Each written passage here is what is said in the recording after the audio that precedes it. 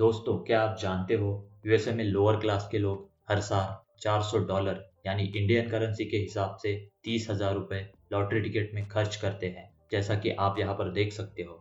और साल के कोई भी टाइम वो लोगों के पास कोई भी सेविंग्स नहीं होती। इनफैक्ट उसमें से आधे लोगों के पास इमरजेंसी के लिए $400 भी बचे नहीं होते।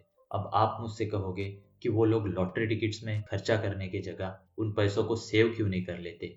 लेकिन उनके हिसाब से उनकी लाइफ और उनकी फाइनेंशियल कंडीशन सिर्फ और सिर्फ वो लॉटरी ही बदल सकती है, मतलब लक। और उनको लगता है कि और हार्ड वर्क करके वो कभी अमीर नहीं बन सकते। उनको ऐसा लगता है कि अमीर बनना मतलब लकी होना। तो बेसिकली वो लॉटरी टिकट्स उनको उम्मीद और सपने दिखाती है। तो दोस्तों, आप में से बहुत लोग कहोगे कि ये कितनी फालतू सोच है, क्योंकि हमें पता है कि लॉटरी जीतने के चांसेस कितने कम होते हैं। और अपनी लाइफ को पूरी तरह लॉटरी टिकट्स पे छोड़ देना मतलब करोड़ों में से एक आदमी को सक्सेस मिलेगी, तो क्या बाकी सारे लोग वैसे ही गरीबी में जिएंगे।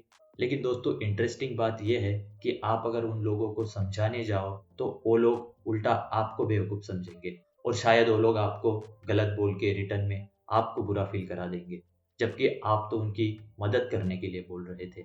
दोस्तों, इसीलिए इस बुक से हमें कुछ ऐसे इंपॉर्टेंट लेसन सीखने को मिलते हैं। वो ये कि हम इंसान लॉजिकल नहीं है, हम साइकोलॉजिकल है।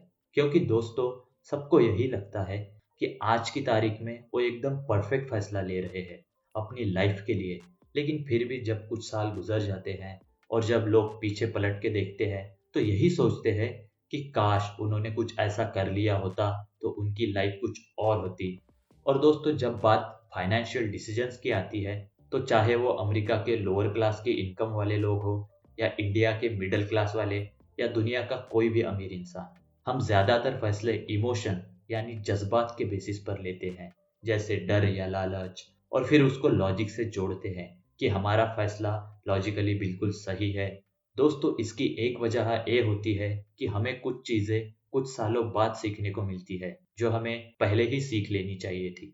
इसीलिए दोस्तों, मैं आज कुछ ऐसे इंपॉर्टेंट लेसन्स इस बुक से शेयर करने वाला हूँ जो हमारी साइकोलॉजी और माइंडसेट से रिलेटेड है, जिसकी वजह से हम जाने अनजाने में गलत फैसले लेते हैं, जिसको आज सुधार कर आप जल्दी फाइनेंशियली फ्री हो सकते हो। तो दोस्तों, आगे बढ़ने से पहले अगर आप इस चैनल पर नए हो तो आप इस चैनल को सब्सक्राइब कर सकते हो और बेल आइकन को प्रेस कर देना ताकि आप ऐसे इंपॉर्टेंट वीडियोस मिस ना कर दो। तो चलिए शुरू करते हैं। Lesson number 1, true wealth is what you don't see. दोस्तों, एक तरफ होती है लग्जरी कार, बढ़िया सा घर और इंस्टा पे वैकेशन की फोटोज। दोस्तों, ये सब चीजें हमें क्लियरली दिख रही है। और दूसरी तरफ उस घर का, उस कार का ईएमआई, उस आदमी के ऑफिस का स्ट्रेस और उसकी स्ट्रेस की वजह से उसके घर की रोज की कॉन्फ्लिक्ट्स, ये सब चीजें हमें नहीं दिखती। तो जो हमें दिखता है वो अक्सर पूरी पिक्चर नहीं होती। लेकिन जाने अनजाने में ये चीजें हमें गलत तरीके से सोचने पे मजबूर करती है कि जब भी हम किसी अमीर आदमी को देखते हैं, जैसे उसके पास लग्जरी कार हो या कोई वैकेशन पे गया हो, तो हम भी यही सोचते हैं कि काश मेरे पास भी ऐसी कार होती, काश मैं भी ऐसी जगह घूम पाता, ये कितनी मस्त लाइफ है। लेकिन ये नहीं सोचते कि वो लोगों की लाइफ एक्चुअली में मस्त है या नहीं। हम लोगों के लाइफ से सिर्फ फ्लैशी और ऐसी ब्राइट चीजें ढूंढ के पिक करते हैं। और दोस्तों, हमें ये चीज याद रखनी चाहिए कि जिस वजह से उस आदमी ने कार ली थी कि लोग उसकी इज्जत करेंगे, लेकिन एक्चुअली में लोग उसकी नहीं, उसके कार की इज्जत कर रहे हैं। क्योंकि जब भी हमारे सामने से कोई कार गुजरती है तो हम हमेशा यही कहते हैं कि वाह क्या कार है। हम कभी ऐसा नहीं कहते कि वाह क्या आदमी है। और इसी वजह से लोगों के दिमाग में ये परसेप्शन बैठ गया है कि अमीर मतलब आपके पास दिखाने के लिए कुछ होना चाहिए। लेकिन रियलिटी में एक्चुअल वेल्थ वो होती है जिससे हम आजादी की जिंदगी जी सकते हैं। क्योंकि सबसे बड़ी और सबसे इम्पोर्टेंट चीज जिसे हम पैसे से खरीद सकते हैं तो वो है हमारा खुद का टाइम। अगर आपके पास दुनिया की सारी वेल्थ है लेकिन उसको एंजॉय करने का टाइम नहीं, क्योंकि आप पूरा टाइम ऑफिस में बिजी रहते हो और आप उस काम को पसंद भी नहीं करते, तो आपके इतने अमीर होने का फायदा क्या। तो इसीलिए इस बुक के ऑथर हमें यह कहते हैं कि दूसरों को दिखाने के लिए खर्चा करना मतलब गरीब होने का सबसे सिंपल और सबसे आसान तरीका है और अमीर रहने का सबसे मुश्किल। तो अगर आप किसी आदमी के पास कोई अच्छी कार देखते हो, जैसे मान लो 50 लाख रुपए की ये, तो आप उससे ये नहीं पता लगा सकते कि वो आदमी एक्चुअली में वेल्दी है या नहीं, लेकिन उससे हमें एक चीज जरूर पता चलती है कि उसके धन में से 50 लाख रुपए कम हो गए हैं। लेसन नंबर 2, यू पे अ प्राइस फॉर एवरीथिंग। दोस्तों मान लो आपको एक मोबाइल खरीदना है और उसका प्राइस है 2 लाख रुपए। तो आपके पास अभी तीन ऑप्शन है। पहला, आप 2 लाख रुपए पे कर दो। दूसरा, अगर आपको इतना खर्चा नहीं करना है तो कोई सस्ता मोबाइल ढूंढ लो। तीसरा, किसी और का मोबाइल चुरा लो। अब दोस्तों 99% लोग मोबाइल चुराने वाला ऑप्शन नहीं चुनेंगे, क्योंकि उन्हें पता है फिलहाल तो मोबाइल मिल जाएगा, लेकिन इसकी वजह से आगे चलकर फ्यूचर में जो प्रॉब्लम्स होगी वो बहुत ज्यादा हो सकती है। तो उसके नुकसान जो हमें क्लियरली दिख रहे हैं वो उसके बेनिफिट से काफी छोटे हैं, जो फिलहाल नहीं दिख रहे हैं। लेकिन कोई आदमी मोबाइल चुराता है तो हम यही कहेंगे कि उसने गलत फैसला लिया है, फिर उसको इसके लिए कोई सजा मिले या ना मिले, क्योंकि हमें ऐसी चीजें दिख रही हैं जो उस आदमी को नहीं दिख रही। इसीलिए हम 99% लोग मोबाइल चुराने वाला ऑप्शन नहीं चुनेंगे। इससे अच्छा हम भले ही कोई सस्ता या फिर सेकंड हैंड मोबाइल खरीद लेंगे, क्योंकि हमें पता है कि नथिंग इज फॉर फ्री। उसी तरह जब आपको अमीर बनना है और इन्वेस्टिंग से अपने पैसों को ग्रो करना है, तो आपके पास दो ऑप्शंस है। या तो आप अपने पैसे को ऐसी जगह इन्वेस्ट करो जहां आपको लॉन्ग टर्म में सबसे ज्यादा फायदा होगा, यानी अच्छे रिटर्न्स मिलेंगे, जैसे ऑथर कहते हैं इंडेक्स फंड में या डायरेक्ट स्टॉक में। लेकिन उसके लिए आपको उसको सीखना पड़ेगा, और यही उसका प्राइस है। और ये प्राइस आप डॉलर्स या रुपीस में नहीं पे करोगे, बल्कि डाउट, अनसर्टनिटी, थोड़ा टाइम दे के उसके बारे में सीख कर पे करोगे। लेकिन उसके बदले में आपका फ्यूचर ब्राइट होगा। और दूसरा ऑप्शन ये है कि आप अपने पैसे को कोई सेफ जगह पर रख दो, जहां आपको ज्यादा रिटर्न्स नहीं मिलेगा, लेकिन आपका पैसा सेफ और सिक्योर रहेगा, जैसे कि बैंक एफडी में, रियल इस्टेट में या फिर गोल्ड में। तो उससे आपको सेफ्टी तो मिल जाएगी, लेकिन उसके बदले में आपको उतना प्रॉफिट नहीं मिलेगा, और वही उसका प्राइस होगा। तो इस तरह ये ऑप्शन में आप खराब रिटर्न्स लेकर ये प्राइस पे करते हो। अब दोस्तों यहाँ पे सच बात ये है कि मैक्सिमम लोग ये दूसरा वाला ऑप्शन चुनते हैं, जिसको मॉर्गन हाउसल इस बुक के ऑथर मोबाइल चुराने वाले ऑप्शन जैसा कहते हैं। और उसका सिंपल रीजन ये है कि बहुत से लोग अपने घर के लिए, अपने घर के डेकोरेशन के लिए, वैकेशन जाने के लिए, खाना खाने के लिए बहुत सारा खर्चा करते हैं, पर अपने आप पर इन्वेस्ट करने के लिए इतना खर्चा नहीं करते, क्योंकि अपने आप पर इन्वेस्ट करने का प्राइस उन्हें क्लियरली दिख नहीं रहा। और उन लोगों के लिए वो दिखाने वाली चीज ज्यादा इंपॉर्टेंट है, जैसे कि घर, गाड़ी या फिर फिक्स डिपॉजिट का फिक्स्ड इंटरेस्ट, और आपके डेली के बोरिंग इन्वेस्टमेंट जैसे स्टॉक मार्केट या इंडेक्स फंड है। आपको अपना फ्यूचर इतना क्लियरली दिख नहीं रहा, इसीलिए लोग ये ऑप्शन चुनते नहीं है। उसी तरह जिस तरह मोबाइल चुराने वाले को उस मोबाइल को चुराने की असली कीमत नहीं दिख रही है। और दोस्तों ऑथर यहाँ पर हमें एक इम्पॉर्टेंट बात कहते हैं कि growth is driven by compounding which always takes time, but destruction is driven by single points of failure which can happen in seconds. यानी आपका पैसा धीरे धीरे करके ग्रो होता है कंपाउंडिंग के थ्रू, लेकिन बर्बादी रातों रात हो सकती है। Lesson number 3, getting wealthy versus staying wealthy. दोस्तों अमीर बनने के बहुत सारे तरीके होते हैं, लेकिन गरीब होने का एक ही तरीका है, पैसों को बराबर हैंडल ना करना और उसको ज्यादा से ज्यादा खर्चा करना। और इसीलिए ऑथर हमें कहते हैं कि अमीर बनने से ज्यादा मुश्किल अमीर रहना है, क्योंकि जब इंसान के पास पैसा नहीं होता है तो उसे कंट्रोल करने की कोई जरूरत ही नहीं है, क्योंकि उसके पास पैसा ही नहीं है। लेकिन जब आदमी के पास बहुत सारा पैसा होता है तो उसे सेल्फ कंट्रोल सीखना ही पड़ता है। इसीलिए आपको अमीर बनना और अमीर रहने के लिए अलग अलग माइंडसेट चाहिए। लेकिन आप शुरुआत से ही थोड़ी बहुत सेविंग करके इन्वेस्ट करते हो और उसके थ्रू अमीर बनते हो, तो चांसेस है कि आपको वही माइंडसेट अमीर रखेगा। और इसीलिए दुनिया के 90% से भी ज्यादा अमीर लोग सेल्फ मेड है, और दुनिया के 70% से भी ज्यादा लॉटरी विनर्स 10 साल के अंदर वापस से गरीब बन जाते हैं। तो इसीलिए आपको हमेशा एक सर्वाइवल माइंडसेट रखना चाहिए, जिसके लिए आपको तीन चीजों की जरूरत होती है। सबसे पहला, aim to be financially unbreakable. मतलब आप अपने आप को मेंटली और फाइनेंशियली इतना स्ट्रांग बना दो कि मार्केट साइकिल से आपको कुछ फर्क ही ना पड़े।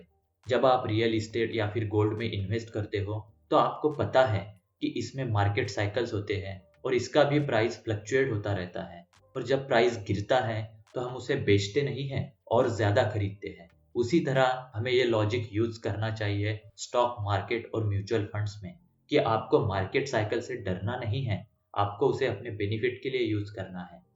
दूसरा, a good plan leaves room for error, यानी आप जब भी कोई प्लानिंग करते हो तो उसमें इस बात पे भी गौर करो कि अगर वो इन्वेस्टमेंट प्लान के मुताबिक नहीं होता है तो आप क्या करोगे, यानी आपका प्लान भी क्या होगा। और इन्वेस्टिंग की दुनिया में हम इसीलिए एक पोर्टफोलियो क्रिएट करते हैं, 10-15 कंपनीज का, और इमरजेंसी फंड साइड में रखते हैं। तीसरा, be optimistic about the future but paranoid about obstacles to success, यानी आपको फ्यूचर को लेके हमेशा ऑप्टिमिस्टिक और पॉजिटिव रहना चाहिए, अच्छी सोच रखनी चाहिए, लेकिन हमेशा अपनी करंट सक्सेस को लेकर अलर्ट और सावधान रहना चाहिए कि उसमें कोई खतरा तो नहीं है। जैसे ऑथर ने यहाँ पर हमें दो इंटरेस्टिंग एग्जाम्पल दिए हैं। सबसे पहला, रोनाल्ड रीड का। आप ये नाम गूगल करके सर्च कर सकते हो।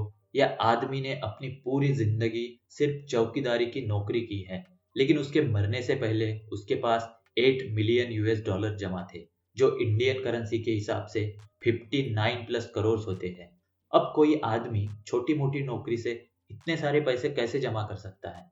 तो उसका आंसर है सेविंग और इन्वेस्टिंग की आदत डाल के। और दूसरी तरफ दूसरा एग्जाम्पल है रिचर्ड फुस्कन का, जो दुनिया के सबसे टॉप कॉलेज हार्वर्ड यूनिवर्सिटी से पढ़ाई करता है, दुनिया के सबसे टॉप कंपनी मेरिल लिंच में काम करता है और एक अच्छी पोस्ट पे एग्जीक्यूटिव बनता है। लेकिन उसने कर्जे की और खर्चे की इतनी आदत डाल ली कि जिसकी वजह से उसे बैंकरप्सी डिक्लेयर करनी पड़ी, मतलब सीधा आसमान से जमीन पर। दोस्तों, गरीबी से बुरी चीज क्या होती है? वो ये कि आप अमीर बने और फिर वापस गरीब हो गए। तो इसीलिए अगर आप अपने दम पे 10 लाख रुपए इन्वेस्ट करके उसे मैनेज नहीं कर सकते, तो आप 10 करोड़ रुपए मैनेज नहीं कर सकते। और इससे हमें ये चीज पता चलती है कि आपकी सबसे बड़ी प्रॉब्लम कम पैसा नहीं है, आपकी बड़ी प्रॉब्लम ये है कि आपको पैसा मैनेज नहीं करना आता। क्योंकि गरीब लोगों की सोच हमेशा यही होती है कि जब हमारे पास ज्यादा पैसा आएगा तो हम उसे मैनेज करना सीखेंगे। लेकिन अमीर लोगों की सोच ये होती है कि जब हम थोड़े पैसे को अच्छे से मैनेज करेंगे तो हमारा पैसा अपने आप बढ़ जाएगा। Lesson number 4, saving and financial freedom. दोस्तों, दुनिया में 3 टाइप के लोग होते हैं। एक वो जो सेव करते हैं, दूसरे वो जिन्हें लगता है कि वो सेव नहीं कर सकते, और तीसरे जिन्हें लगता है कि उन्हें सेव करने की जरूरत ही नहीं है। आई एम श्योर कि आप तीसरी कैटेगरी में नहीं आते हो, क्योंकि आप ये वीडियोस देख रहे हो। दोस्तों, हम सेविंग्स के बारे में बहुत सुनते हैं। आपको बचपन से आपके पेरेंट्स ने कहा होगा कि बेटा पैसे सेव करा करो। लेकिन ये सेविंग्स इतनी इंपॉर्टेंट क्यों है? क्योंकि हर एक रुपया जो आप आज सेव करके इन्वेस्ट करते हो, वो आपके फ्यूचर का वो टाइम खरीदता है जो शायद किसी और ने खरीद के रखा था। तो इसीलिए ऑथर के हिसाब से अगर आपकी सैलरी कम भी हो तो भी आप अमीर बन सकते हो, लेकिन अगर आप सेविंग्स करते ही नहीं हो तो आप कभी अमीर बनोगे ही नहीं। लेसन नंबर 7 और सबसे इंपॉर्टेंट, मॉर्गन हाउसल के लाइफ टिप्स। सबसे पहला, अपने सारे फाइनेंशियल डिसीजंस इंडिपेंडेंटली लो, ये सोच के नहीं कि मुझे किसी को दिखाना है या फिर किसी ने किया था इसीलिए मुझे भी करना है। Advice number 2, live below your means, क्योंकि सबसे बुरी चीज अगर आप कोई कर सकते हो वो ये है कि आप अपने फ्यूचर की कमाई को आज ही खर्च कर दो। Advice number 3, derive pleasure from free और लो कॉस्ट एक्टिविटीज, जैसे एक्सरसाइज, रीडिंग, पॉडकास्ट, लर्निंग, क्योंकि जिंदगी के असली मजे फ्री और छोटी मोटी चीजों में ही हैं जो रोज होती है, और इससे आप हेल्दी भी रहोगे, वेल्दी भी और वाइज भी। Advice number 4, maintain 20% cash as emergency. वो इसीलिए क्योंकि जब भी स्टॉक मार्केट में क्रैश होता है तो आपको अपने इन्वेस्टमेंट को कम पैसों में बेचने की जरूरत नहीं पड़ेगी, आप अपने इमरजेंसी फंड यूज कर सकते हो। Advice number 5, the first rule of compounding is to never interrupt it unnecessary. आपकी actual wealth long term investing से ही ग्रो होगी, कंपाउंडिंग के थ्रू, लेकिन उसकी कंडीशन ये है कि आप उसे बिना रोक टोक के कंपाउंड होने दो। Advice number 6, every investor should pick the strategy that has the highest odds of successfully meeting their goals।